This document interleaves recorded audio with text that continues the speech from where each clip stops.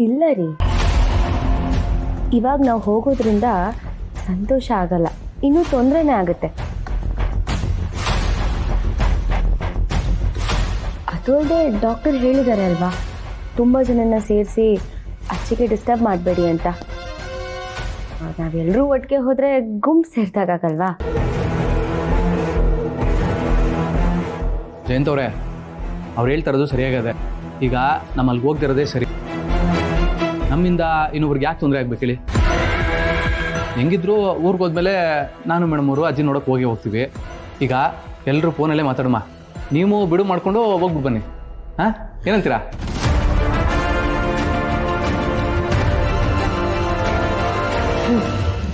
ಸರಿ, ನೀವು ಹೇಳ್ದಂಗೆ ಮಾಡೋಣ.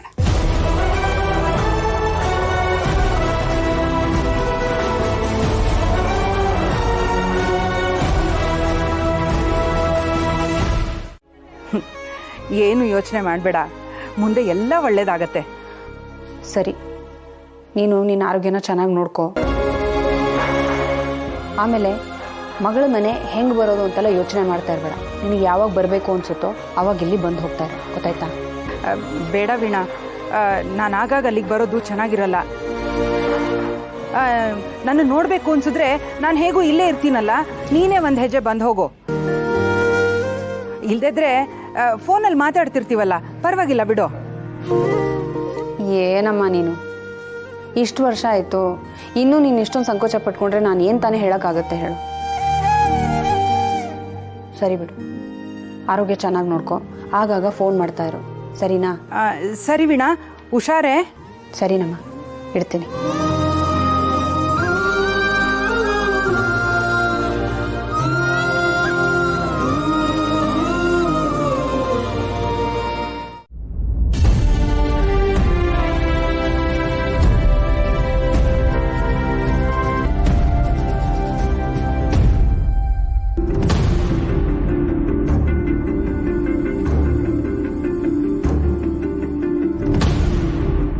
ಲೇ ಸಿದ್ದು, ಯಾಕಲ ಹಿಂಗೆ ಕೂತಿದ್ಯೆ? ಏನಾಯ್ತಲಾ?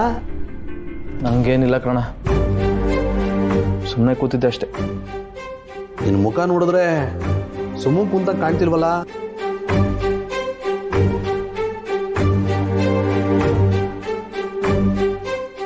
ಅಣ್ಣ, ಚಿಕ್ಕ ವಯಸ್ಸಲ್ಲೇ ನಮ್ಮ ಜೀವನ ಎಷ್ಟು ಚೆನ್ನಾಗಿತ್ತಲ್ವ ಅಣ್ಣ? ಸ್ಕೂಲ್ಗೆ ಹೋಗ್ತಿದ್ಮೋ, ಆಟ ಆಡ್ತಿದ್ಮೋ, ಮತ್ತೆ ಮನೆಗೆ ಬಂದು ಉಣ್ಣು ಮಲ್ಕೋತಿದ್ಮೋ. ಒಟ್ಟಿನಲ್ಲಿ ಆಗ ಜೀವನ ಖುಷಿಯಾಗಿರ್ತಿತ್ತು. ಯಾವತ್ತೂ ಇಲ್ಲಿ ಖಾಲಿ ಖಾಲಿ ಅನ್ನಿಸ್ತಾನೆ ಇರಲಿಲ್ಲ. ಆದರೆ ಈಗ ಯಾಕೋ ಒಂಥರ ಮನಸ್ಸೆಲ್ಲ ಖಾಲಿ ಅನ್ನಿಸ್ತದೆ ಕಣ.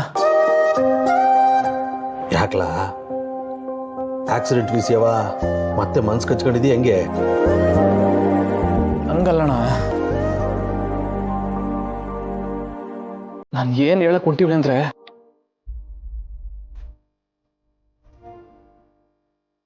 ಮದುವೆಗೂ ಮುಂಚೆ ನಾನು ಮೇಡಮ್ ಅವ್ರನ್ನ ನೋಡಬೇಕು. ಮೇಡಮ್ ಅವ್ರ ತವ ನನ್ನ ಪ್ರೀತಿನ ಹೇಳ್ಕೊಳ್ಳೋದು, ಅವರು ನನ್ನ ಪ್ರೀತಿ ಮಾಡಬೇಕು ಅನ್ಕೋದು, ನಮ್ಮ ಹುಡುಗರ ಜೊತೆ ಓಡಾಡ್ಕೊಂಡಿರೋದು, ಹಿಂಗೆ ಆರಾಮಾಗಿದೆ. ಅದಾದ್ಮೇಲೆ ಅವ್ರನ್ನ ಕಳ್ಕೊಂಡ್ಬಿಡ್ತೀನಿ ಅನ್ನೋ ಭಯ ಶುರುವಾಯಿತು. ಆ ಭಯದಲ್ಲಿ ಅವ್ರ ಕುತ್ತಿಗೆ ತಾಳಿ ಕಟ್ಬಿಟ್ಟಾದ್ಮೇಲೆ ಅವ್ರ ತವ್ರು ನಿಜ ಹೆಂಗೆ ಹೇಳೋದು ಅನ್ನೋ ಪೀಕ್ಲಾಟ ಶುರುವಾಯಿತು. ಇದೆಲ್ಲ ಆಯಿತು, ಈ ಟೆನ್ಷನ್ ಎಲ್ಲ ಮುಗಿದು ಅವ್ರಿಗೆ ನಿಜ ಗೊತ್ತಾಗಿ ಈಗ ನಾವಿಬ್ರು ಜೊತೆ ಆಗಿದ್ದೀವಿ. ಆದರೆ ಮನ್ಸಿಗೆ ನೆಮ್ಮದಿನೇ ಇಲ್ಲ ಕರ್ಣ, ಮಾಡಕ್ಕೆ ಕೆಲಸನೂ ಇಲ್ಲ. ಈಗ ಒಟ್ಟಿನಲ್ಲಿ ಹೆಂಗಾಗ್ಬಿಟ್ಟದೆ ಅಂದರೆ, ಸ್ಕೂಲ್ ಜೀವನನೂ ಕಳೀತು, ತಿರುತಿ ಪೀಕ್ಲಾಟನೂ ಮುಗೀತು. ಈಗ ಮನ್ಸೆಲ್ಲ ಖಾಲಿ ಆಗ್ಬಿಟ್ಟಿದೆ ಕಣ. ಈ ಖಾಲಿ ಜಾಗದಾಗೆ ಬರೀ ನೋವೇ ತುಂಬಿಕೊಂಡದೆ. ಒಟ್ಟಿನಲ್ಲಿ ಯಾಕಪ್ಪ ಈ ಜೀವನ ಅನ್ನೋ ಪ್ರಶ್ನೆ ಹುಡ್ಕೋತದೆ ಕಣ.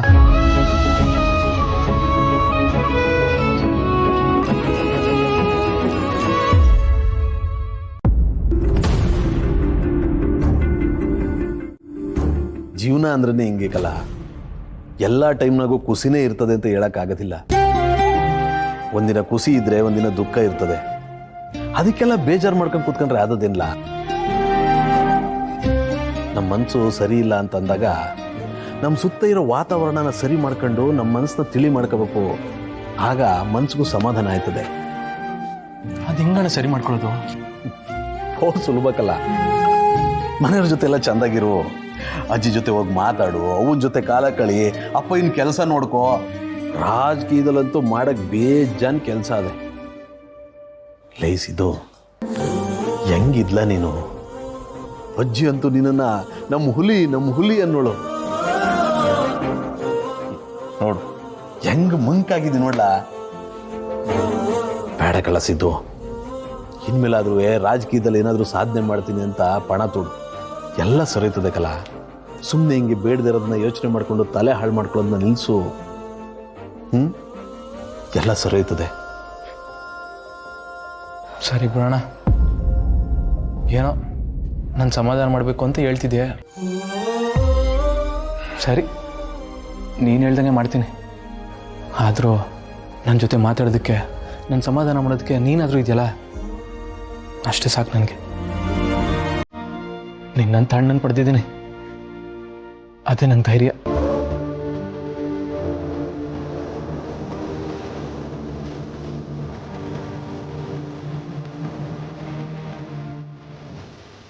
ಲಯಿಸಿದ್ದು ಬರೀ ಇವತ್ತು ಮಾತ್ರ ಅಲ್ಲಕಲ್ಲ, ನಿನಗೆ ಯಾವಾಗಲೂ ನಾನು ಧೈರ್ಯವಾಗಿರ್ತೀನಿ.